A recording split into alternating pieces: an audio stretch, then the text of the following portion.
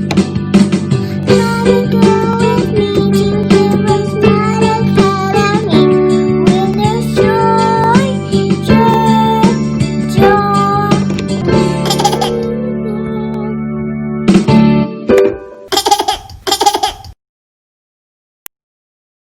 begin with a word of prayer and we'll move right along into today's lesson.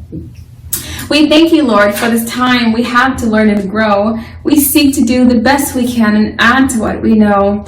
We love you, God, with all our hearts, and to others love we show. Pleasing you is our goal, not to our lesson we should go. In Jesus' name, amen. I believe in Jesus Christ, the Messiah who died and was resurrected from the dead to save humanity from sins. He is my Lord, Master, Boss, and Savior. I love God, I love myself, and I love others with the God kind of love. I believe the Bible is inspired by the Spirit of God and is the basis for morality, rights, and wrongs. I look to the Spirit of God to understand God's intent behind every letter of the Bible. I abide by this intent, and I live to honor God in thought, in word, and in deed. I believe there is a heaven to gain and a hell to shun. Father, please give me grace and mercy to please you more. This is my morality creed. In the name of Jesus, amen.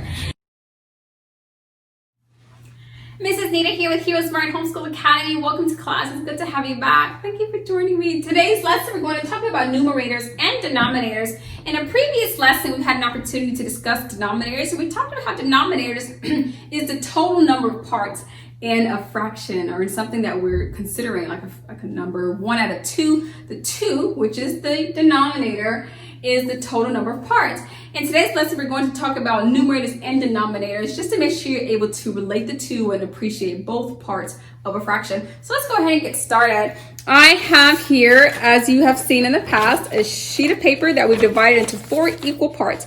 Here's the sheet of paper. We divided it into 4 parts.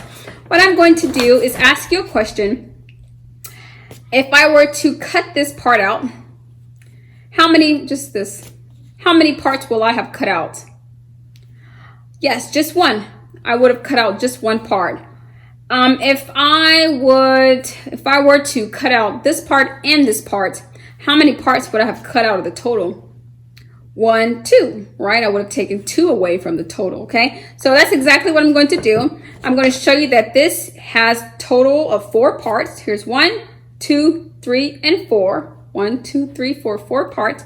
And whenever you cut, to remove one of the parts, I'm going to ask you the very question I did before. And that is, of the 4 parts, how many parts did I remove? I removed 1 out of 4. How many parts were there total? There were 4. I removed 1. Let me get a pen to write this down. So what would we call this part? We would call it 1 out of 4. You're right. If you said 1 out of 4, you're correct. We would call this 1 out of 4 because it is 1 part, 2 parts, 3 parts, 4 parts out of the 4 total. 1, 2, 3, 4. It's 1 out of the 4 total parts. There are total 4 parts. Okay, so now that we know that this is 1 out of 4 parts, I have another question for you. What is left here? What would we call the remaining parts here? We'd say, well, there's 1 out of 3 now, 2 out of 3, and 1 out of 4, 2 out of 4, and 3 out of 4. This is the 4th one.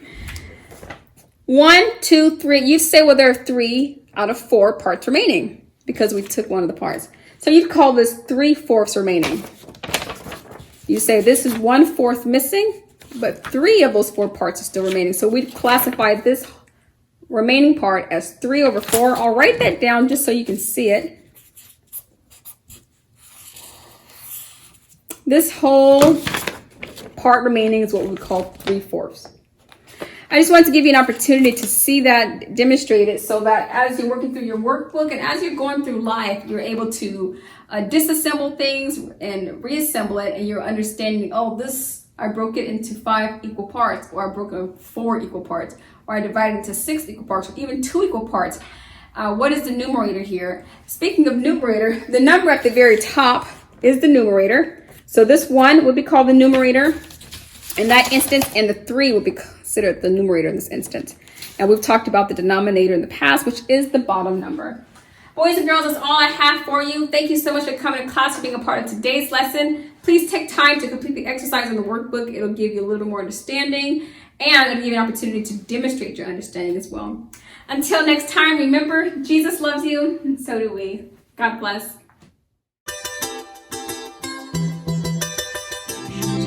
I'll be your hero's buddy, and as you study with HeroesMart, I will be your friend.